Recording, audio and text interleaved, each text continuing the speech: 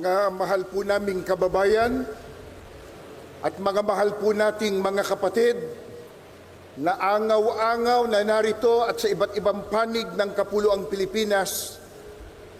Kanina po, bago tayo magsimula, ay binati tayo ng ating mahal na tagapamahalang pangkalahatan ng Iglesia ni Cristo, ang kapatid na Eduardo V. Manalo.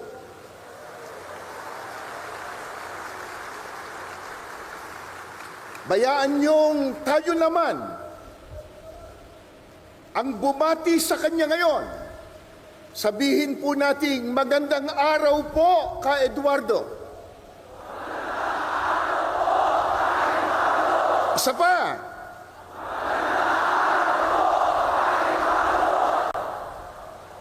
Mga mahal po naming kababayan at mga kapatid, sa inyo man po, magandang hapon sa inyong lahat. Maraming salamat po sa inyong pagdalo at pakikiisa sa isang dakila at makasaysayang aktibidad na ito. Narito tayo ngayon mula po sa iba't ibang sektor ng lipunan, iba't ibang relihiyon, iba't ibang samahan at sangay ng pamahalaan upang isagawa po ang ganitong mapayapang pagkilos. Gaya po ng ating tema, pambansang rally para sa kapayapaan. Isigaw po natin ang kapayapaan. Kapayapaan! Kapayapaan!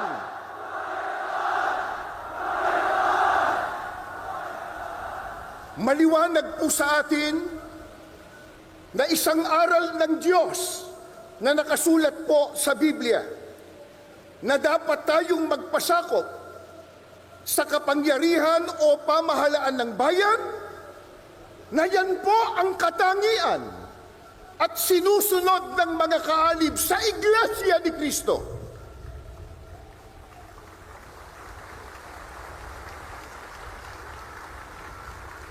Patuloy din po nating iginagalang at pinaninindiganan ang simulain ng paghihiwalay ng pamahalaan at relihiyon na itinatadhana po ng ating saligang batas. Dahil dito, ang ating mapayapang pagkilos na ito ay wala pong bahid na anumang politika.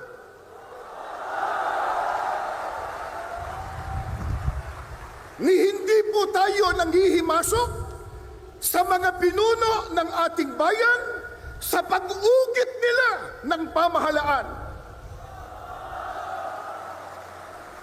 Hindi po natin nais makialam sa pagpapatakbo ng pamahalaan ng ating bansa.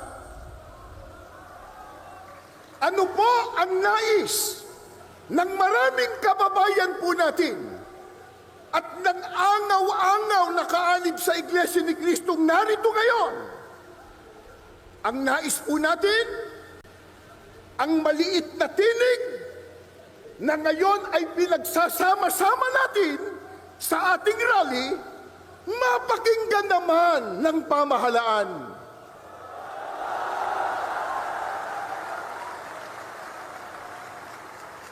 Bago tayo matipon dito kaninang umaga, meron pa po kaming nabasa at narinig, isang politiko, nakalulungkot, bago pa sumikat, laos na.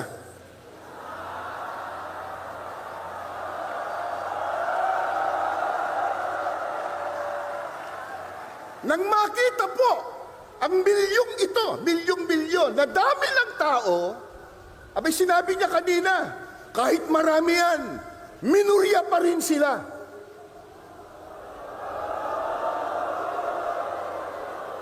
Sino ba nagsabi sa kanya na tayo ang mayurya? Pero, sa dami natin ngayon, at sa lakas ng tinig ng mga mamamayang Pilipino, parang tayo na ang nasa mayorya.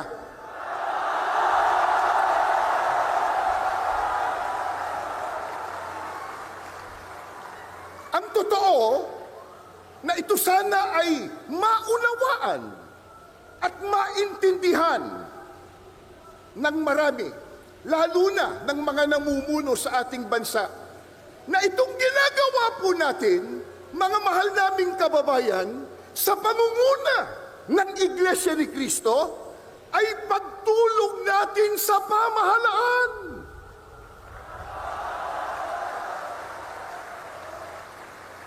Tumutulong tayo sa kanila, na kanilang makita, na kanilang madama ang tunay na damdamin ng taong bayan na naglukluk sa kanila.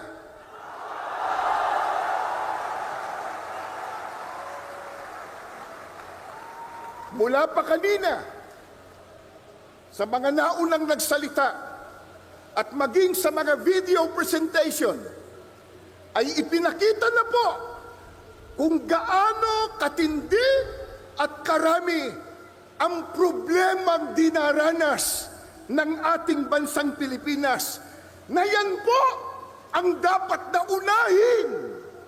unahin na asikasuhin at bigyan ng solusyon ng mga naluklok sa tungkulin o namumuno sa ating bansa.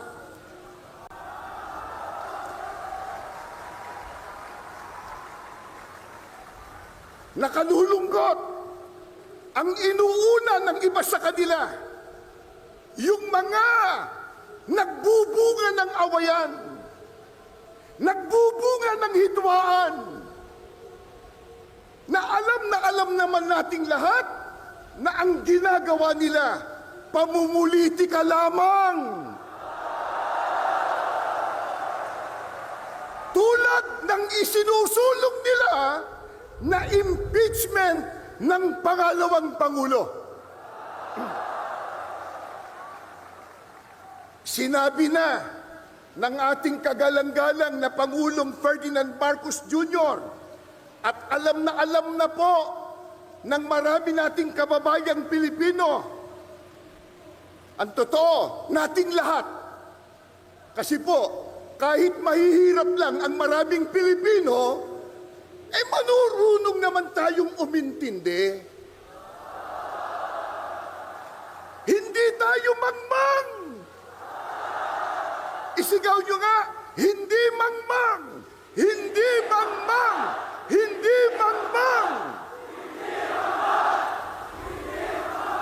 At lalong hindi tayo bobo.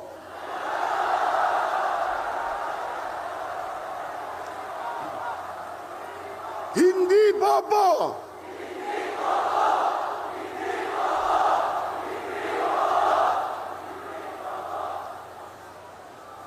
Sana marinig yan ng isang abogado. Naintindihan po natin, naunawaan po natin, na yung sinabi ng Pangulong Ferdinand Marcos Jr. ay tama. Totoo na yung isinusulong nilang impeachment laban sa pangalawang Pangulo, hindi po makatutulong. Hindi po makapag-aangat ng kalagayan ng pamumuhay ng kahit isang Pilipino. Ang tanong, yan ba naintindihan ng mga mambabatas?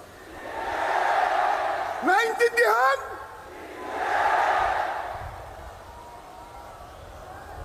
May ginawa silang manifesto raw na sila daw ay nagkakaisa na suportahan ang Pangulo ng ating bansa. Kaya lang, nakapagtataka, ang kanilang ginagawa, kabaliktaran.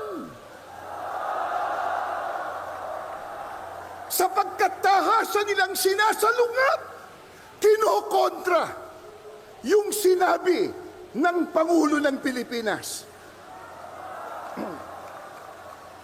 Mga kaibigan, mga kababayan, at mga mahal po naming mga kapatid, hindi maikakaila, matindi na ang problemang nararanasan ng ating bansa, lalo na po sa ekonomiya. Hindi po ba yan ang dapat talagang unahin at bigyang solusyon, bigyang prioridad ng mga namumuno sa ating bansa?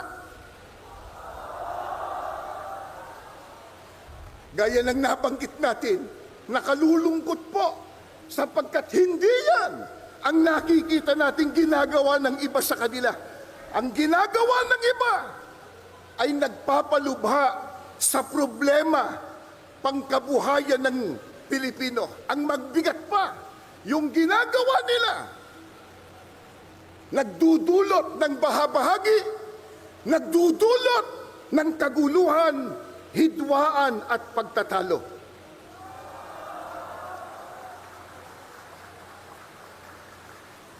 Alam po ng lahat, marami ang naghihikahos. Marami ang walang trabaho. Hindi pwedeng ikailayan. Nasa estadistika po yan. Isang araw lang, kahapon, di ho ba? Inilabas sa isang survey na 63% sa mga Pilipino ang nagsasabi na sila ay mahirap ang pamumuhay. Yan pong estadistika na yan. First, una, sa mahabang panahon, 63% nagsasabi, mga Pilipino, na sila po ay napakahirap ang buhay. Marami po ang salat na salat sa mga pangunahing pangangailangan. Pagkatapos, nakalulungkot pa, hindi matapos-tapos ang mga kalamidad sa ating bansa. Sunod-sunod na mga bagyo, pagbaha, pagputok pa ng bulkan. At nariyan pa po ang mga digmaan at kaguluhan sa iba't ibang panig ng mundo na sa ayaw man po natin at gusto, maaapektuhan tayo. Ito po ang dahilan. Kaya ating kinakatigan ang ipinahayag ng ating Pangulo na hindi tayo sang-ayon sa impeachment ng Vice Presidente. Dahil nakakaabala lamang yan, yung ganyang mga proceedings, sa pagbibigay po ng solusyon sa mga problemang ating nararanasan. Sa bagay po, maliwanag ng tinalakay ni Congressman Marcoleta, yung impeachment per se, hindi naman tayo tutol doon sapagkat itinatadhana talaga yan ng saligang batas. Kaya lang, dapat dumaan sa rule of law. Dapat po ayon sa batas. Hindi ayon sa gusto lang nila. Paano mangyayari? Gumagawa ng batas, manlalabag ng batas.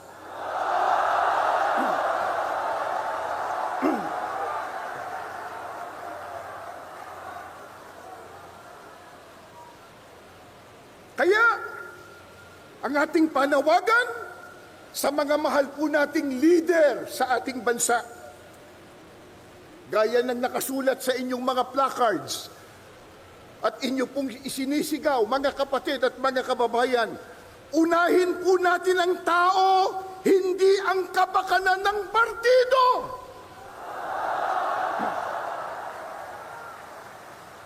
Serbisyo po muna bago ang sariling gusto at benepisyo. Ngayon ay 2025 na. Sa bagong taon ay unahin ang pag-unlad ng bayan, hindi ang pagbabangayan.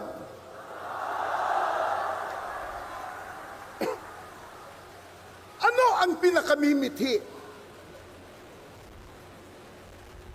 at hinahangad ng bawat isang mamamayang Pilipino, ng bawat isang narito? Kaya tayo nagpakapagod, nagpuyat, nagutom ang iba, gumasta kayo ng salapi, gumugol kayo ng panahon. Katakot-takot ang inyong sakripisyo. Bakit? Ano po ba ang pinakahahangad po nating mata mo? At paano yon matatamo? Tuturuan tayo, hindi ng politiko, kundi ng Diyos sa pamamagitan ng kanyang salita na nakasulat sa Biblia.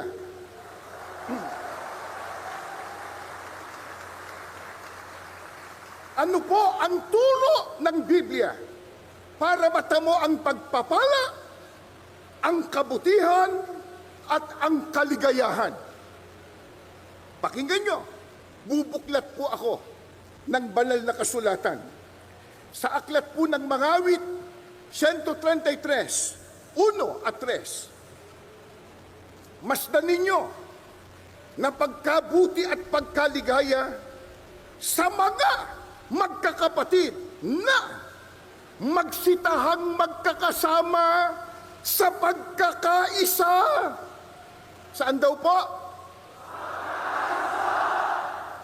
Gayaan niya ng hamog sa Hermon na tumutulo sa mga bundok ng Sion, sapagkat doon pinarating ng Panginoon ang pagpapala sa makatwidbagay, ang buhay na magpakailanman. Ano po ang turo ng Biblia para makamit po natin ang pagpapala, ang kabutihan at kaligayahan? Ang sabi po ng Panginoong Diyos, pagkabuti at pagkaligaya sa makatwid, ito, mabuti sa Diyos. Kung minamasama ito ng ibang mga tao, sa Diyos, mabuti po ito. Ano po ang sabi ng Biblia?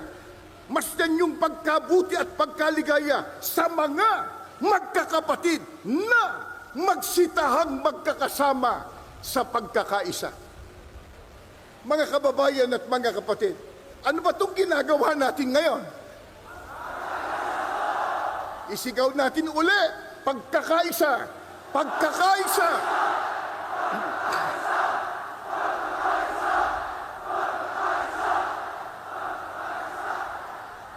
Ano ang katunayan na pagka nagsama-sama at nagkaisa, ito po ay mabuti sa ating Panginoong Diyos? Sapagkat ang sabi pa ng Biblia, doon ipinarating ng Panginoon ang pagpapala. Pagpapalain. Kailan?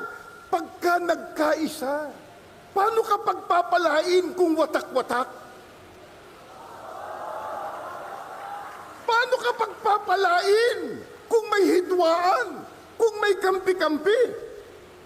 Sa makatwid, yan po ang pinakalundo ng ating rally na ito. Pambansang rally para sa kapayapaan, pero magsisimula yan sa pagkakaisa na nais ng ating Panginoon Diyos. Sa bagay, sino ba ayaw na magkaisa? Sino ba ayaw na maging mapayapa? At higit sa lahat, sino ba ayaw ng pagpapala? Lalo't galing sa ating Panginoon Diyos. Pero, paano natin magagawa yun? Magkakaiba tayo ng lingwahe. Meron tayo ditong mga kapatid. Nakikita ko po Maynila, Rizal, Laguna, San Pablo, iba't ibang dako. Magkakaiba tayo ng lingwahe at dialekto. Magkakaiba ng partido. Magkakaiba pa ng relihiyon at interes. Paano po magagawa yung pagkakaisa? Hindi po mahirap. Itinuro din ng Panginoong Diyos. Nakasulat din po sa Biblia, sa Colosas 3:14. Ito po, higit sa lahat, taglayin ninyo ang pagmamahalan na siyang nagbubuklod sa ganap na pagkakaisa. Paano po mabubuklod sa pagkakaisa? Kailangan pala ang pagmamahalan.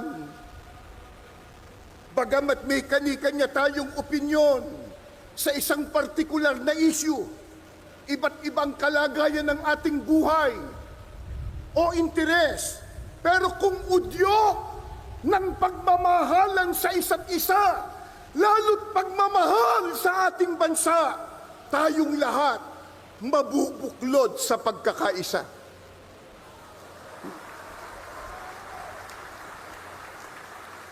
Mga kababayan, mga kapatid, mahalin po natin ang ating kapwa. Mga kababayan, mga kapatid, mahalin po natin ang ating bansa.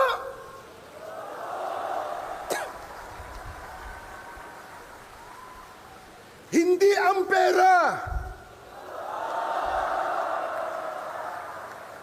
hindi ang kapakanan ng pansarili. Sa makatwid, para sa ating bansa, pagyamanin po natin ang pagkakaisa, udyok ng pagmamahalan at pagmamalasakit. Mga kababayan, iisa lang po ang ating bansa, ang ating bansang Pilipinas. Walang ibang magmamalasakit dito, kundi tayo na mga Pilipino.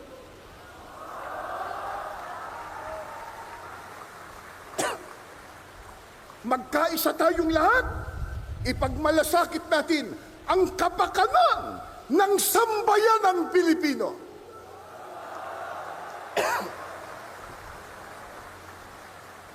Bukod po sa kasaganaan at pagpapala na dulot ng sama-samang pagkakaisa, alam po ba nyo kung gaano pa kahalaga na tayo ay magkasama-sama sa pagkakaisa? Ito pa po ang turo ng Biblia.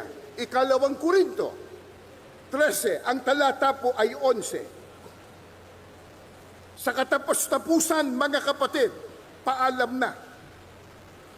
Magpakasakdal kayo, mga aliw kayo, mangagkaisa kayo ng pag-iisip, mga buhay kayo sa kapayapaan.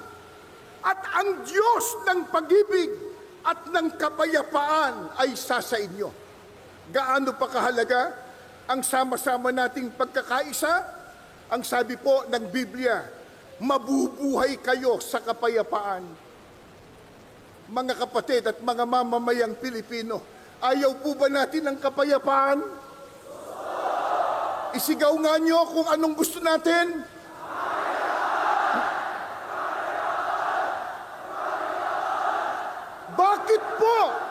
Bakit po natin natitiyak? Matatamo natin ang kapayapaan pagka tayo'y nagkakaisa. Sapagkat sinabi din ni Apostol Pablo, ang Diyos ng pag-ibig at ng kapayapaan ay sa inyo. Sasamahan ng Diyos pag nagkakaisa. Sasamahan po ng Panginoong Diyos yung sama-sama na nagkakaisa para sa mabuting layunin. Paano kung watak-watak? Paano kung hindi magkasundo? Paano kung kampi-kampi? Ayon sa Biblia, sa Diyos ba yun? Tama kayo, pero babasahin ko sa Biblia. Ganito po ang nakasulat. Santiago 3:14 hanggang 16. Ito po. Ngunit, kung kayo'y merong mapapait na paninibugho at pagkakampi-kampi sa inyong puso, huwag niyong ipagmapuri at huwag magsinungaling laban sa katotohanan. Hindi ito ang karunungang bumababa mula sa itaas, kundi ang nauukol sa lupa, sa laman, sa dyablo.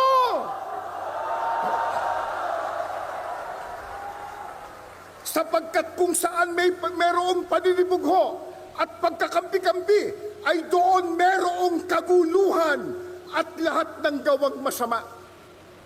Pagkampi-kampi, watak-watak, away ng away, Hindi magkasundo. Sa Diyos ba yun? Hindi po.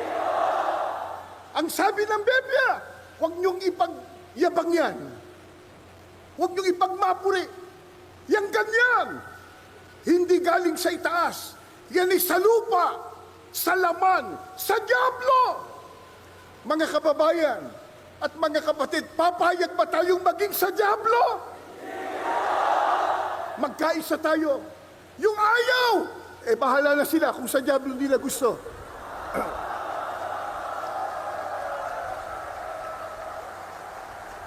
Ano ang sabi pa ni Apostol Santiago?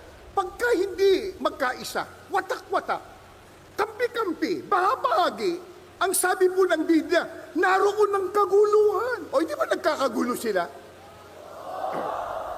At nandoon ang lahat ng gawang masama. Masama ang magagawa nila pagka hindi sila nagkaisa. Totoo naman yun. Gaya ng nabanggit ko sa inyo kanina.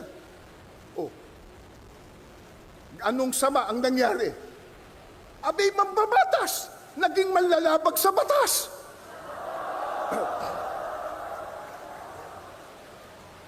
At merong sinabi ang Panginoong Kristo, pagka ang isang gobyerno o kaya isang kaharian nagkawatak-watak, hindi magkaisa, ano ending niyan? Ano ibubunga niya?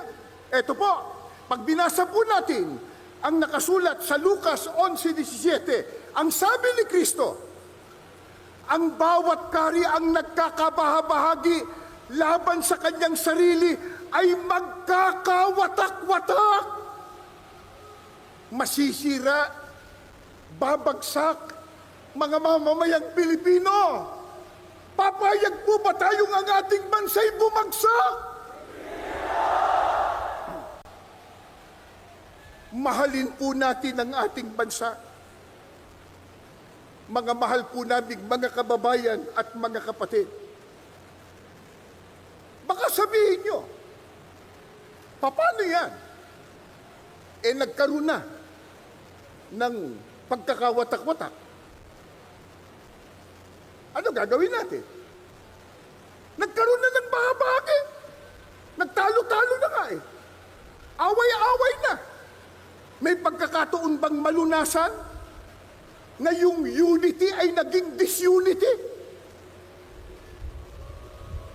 Meron pa kayang pagkakataon na yung nagkabahabahagi, naghitwaan, nagdulot ng kaguluhan, malunasan? Paano po maaayos ang sitwasyon ngayon? Biblia po ang sasagot. Nagtatanong lang tayo. Ito po ang pahayag ng banal na kasulatan.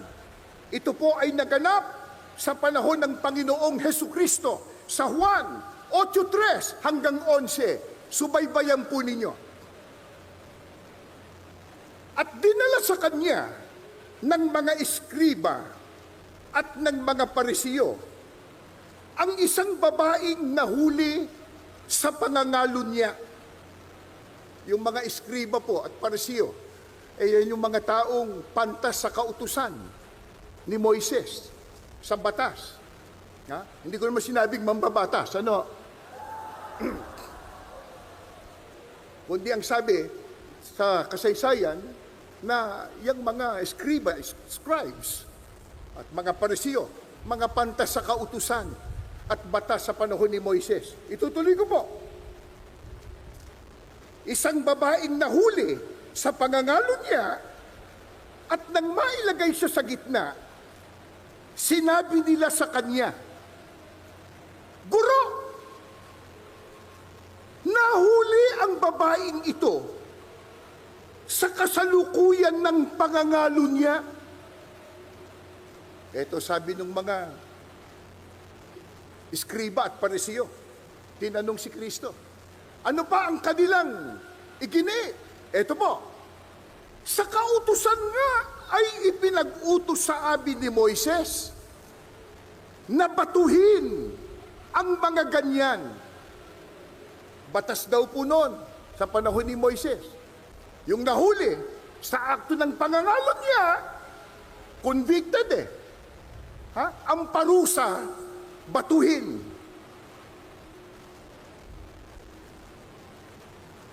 Ano nga ang iyong sabi tungkol sa Kanya?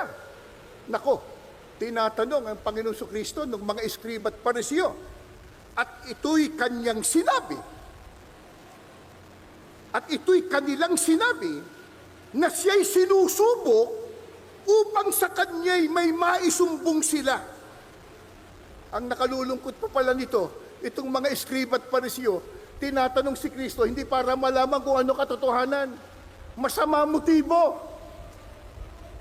Tinutukso si Kristo para makakuha ng pwedeng ibang sumbong sa Kanya. Maaring sa pamahalaan noon o kaya sa pamahalaan ng relihiyon ng nakararami noon. Sa mga tuwid, masama layunin. Ano po ang ginawa ng Panginoon Kristo? Datapot yumuko si Jesus at sumulat ng kanyang daliri sa lupa. Datapot nang sila'y nangagpatuloy ng pagtatanong sa Kanya, ayaw tumigil ng mga Eskriba at Pariseo. Kinukulit ang Panginoon Kristo. Ano masasabi mo dyan? Ito batas sa kautusan ni Moises Nahuli yan sa kasalanan. At sa kanila sinabi, ito po sabi ng Panginoon Kristo, datapot nang sila'y nangagpatuloy ng pagtatanong sa Kanya, ay umunat siya at sa kanila'y sinabi, ang walang kasalanan sa inyo ay siyang unang bumato sa Kanya. At muli siyang yumuko at sumulat ng kanyang daliri sa lupa. At sila, nang ito'y kanilang marinig, nang marinig nila yon, nagsialis na isa-isa. Napahiya.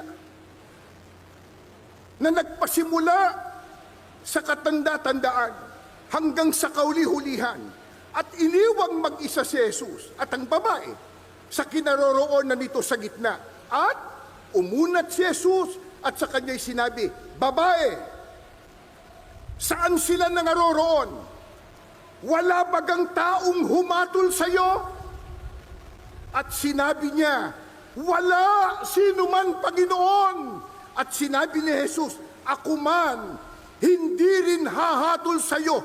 Humayo ka ng iyong lakad. Mula ngayon, huwag ka nang magkasala. Ito po sa panahon mismo ng ating Panginoong Kristo. Yung babae, nahuli sa akto ng pangangalo niya. Yung mga tao noon, lalo na yung pantas sa kautusan ni Moises, Eskriba at Pariseo, tinanong siya, paano gagawin ngayon niya? Nagkasala. Sa batas, dapat na batuhin niya. Ang sagot ng ating Panginoong Kristo, yun anyang walang kasalanan sa inyo, siyang unang bumato sa Kanya. Isipin po ninyo yun. Hindi siya hinatulan ng Panginoong Kristo. Hindi siya na-contempt ng ating Panginoong Jesus. At lalong hindi siya kinulong. Pero ang tanong, nagsawalang kibo ba ang ating Panginoong Kristo? Hindi na ba siya umimik? Hindi po. Hindi niya kinonsinte ang babae sapagkat sinabi niya, ako man hindi hahatol sa iyo, pero humayo ka ng lakad mo. Mula ngayon, huwag ka nang magkasala. Inakay niya na magbagong.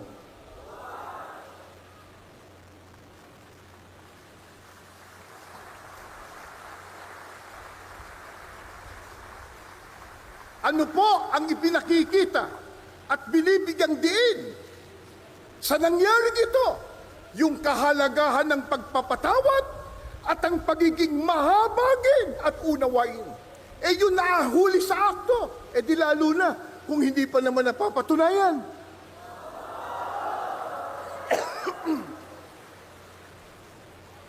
Mga mahal po naming kaibigan, mga kababayan, at higit sa lahat mga kapatid, sa buong kapuluang Pilipinas, ang marami po'y nagtitipon-tipon din sa iba't ibang dako sa mga rehiyon at mga lalawigan. Nasabi ko na po sa inyo kanina, alam po namin at alam ninyo kung gaano ang puhunan ninyo sa dakila at makasaysayang rally ito. Marami sa inyo na hindi na nakatulog kagabi. Marami sa inyo ang lalayo ng nilakad. Marami sa inyo na puyat, na gutom. Pero mga kapatid at mga kababayan, ang lahat ng yan ay hindi po sayang. Ang lahat ng yan ay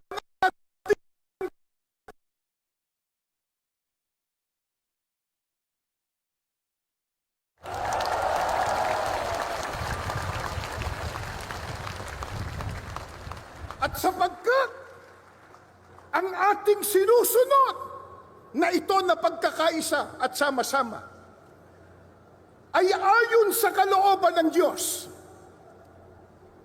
na inudyok sa ating kapamahalang pangkalahatan, kapatid na Eduardo Manalo. Mga kapatid, tinig na ito, lahat ng hirap natin, lahat ng sakripisyo, alay natin sa Diyos at sa ating Panginoong Hesus. Maraming salamat po. Magandang hapon po sa inyong lahat. Tumayo kayo at tayo po ay mananalangin at magpasalamat sa Diyos.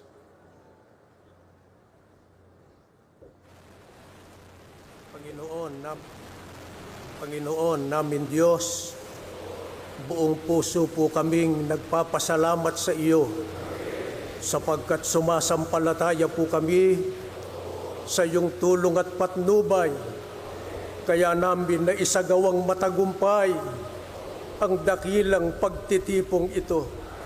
Salamat po ng napakarami sa paggabay mo sa aming namamahala, ang kapatid na Eduardo Manalo, sa pamamagitan ng pagkakaisa ng iyong banal na iglesia, na isagawa namin ang mapayapang pagkilos para isulong namin ang napapanahong kailangan ng aming bansa sa ikauunlad nito sa kapakinabangan ng mga mamamayang Pilipino. Ang kailangan ng aming bansa'y kapayapaan at pagkakaisa.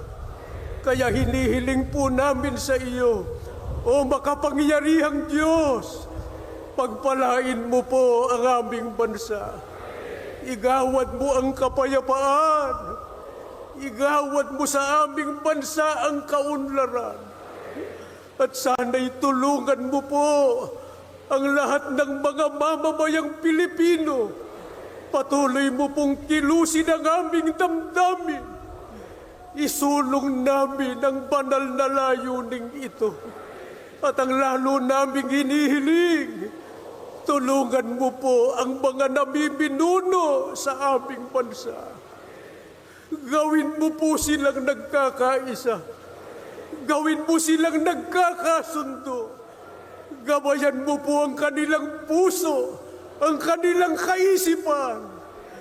Buong giting nilang matupad ang tungkuling kanilang sinumpaan, na siyang dahilan kaya sila inihalal at pinagtiwalaan ng mga mamamayang Pilipino. Inihiling namin, patuloy mong basbasan ang iyong iglesia sa pangunguna ng aming namamahala, ang kapatid na Eduardo Manalo. Nangangako kaming mga hinirang mo, patuloy kaming pasasakop at makikipagkaisa sa kanila, sapagkat kalooban mo po ang kanilang itinuturo. Kaisa nila kami sa pagmamahal, sa pagmamalasakit sa aming bansa.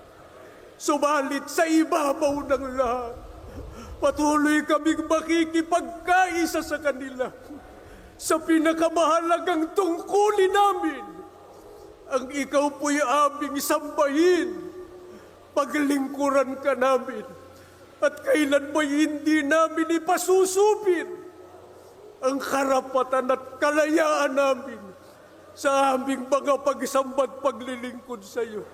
Purihin ka po, dakilang Ama. Sa iyo po ang lahat ng kalwalhatian. Sa pag-uwi namin sa kani-kanyang tahanan, inihiling namin ang iyong pag-iingat. Ilayo mo kaming lahat sa kapahamakan. Mapayapa po naming masapit ang kani-kanyang tahanan. Ama, magalang na po naming hinihiling ang lahat sa pangalan po ng aming Panginoong Jesucristo. Amen.